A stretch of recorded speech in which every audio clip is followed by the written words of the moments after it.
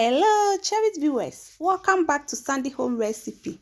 Mama call about Sandy Home Recipe. Send the can I show you a video. Mema rain to subscribe. Now I share. Now I like it. When me notification bell no. Say the video be a better one sabeka. And never soon say Ghana Fetri ToTo. Inspired by my beautiful sister. Cooking with a fear. On only video na me share ya amedi recipe we. Until ye started. Where ye min crew money in toast direct from my garden. Madikan awo from mo atwitwa won deda. Now de gu saucepan mu. We are now din sweden egu mu. Wakata so, wo da kosi ja so anoa.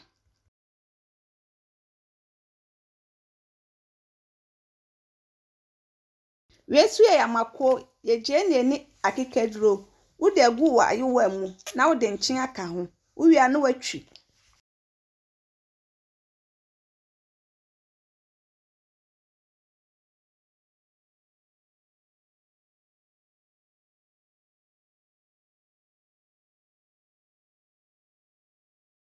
Watwi amako na wie no. Na wakototo kobi.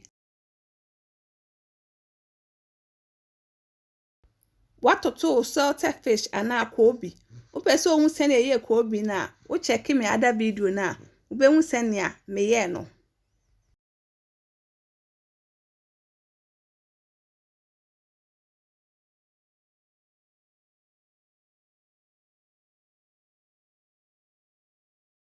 Abi ne we ye figya no so no akọ wohoro ho. We na da to mako no watwi.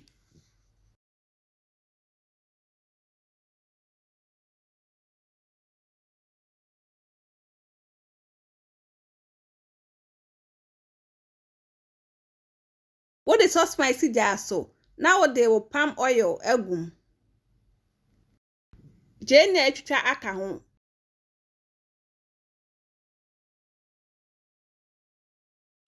Nkuma na be na watwe na wakotwi.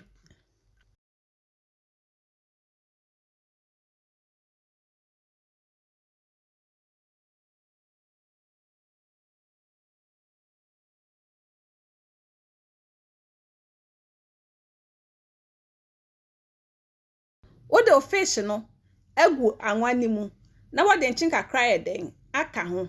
Waka ni nyina ye den afra no na asisu kakra.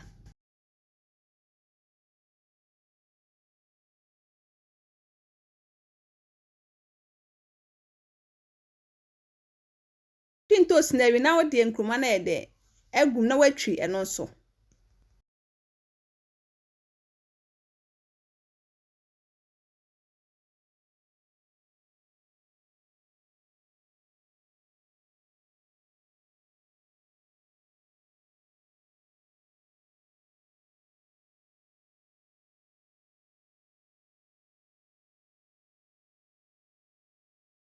Yep, my trust and they can I will share a video. Mema rain to subscribe. Now I share. Now I like it. No me notification bell no. Say the video be a better one side the ebeka.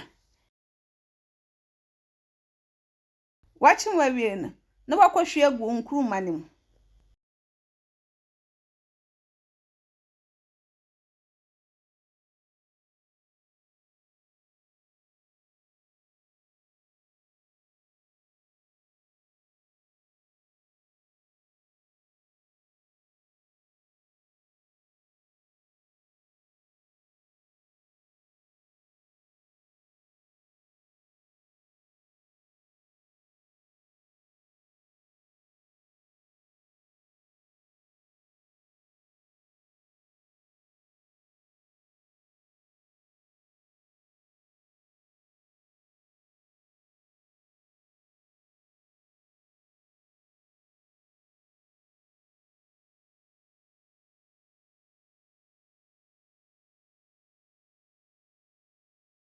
I am ready now I serve.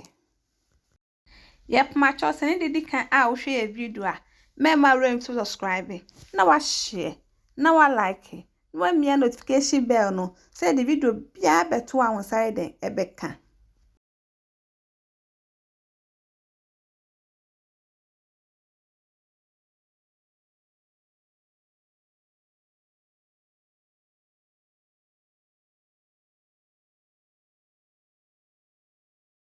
In fact, me am a test no. Na the pan. The taste was really nice. Now this our okra sauce recipe. Please like this video and subscribe to our channel. Thank you so much for watching.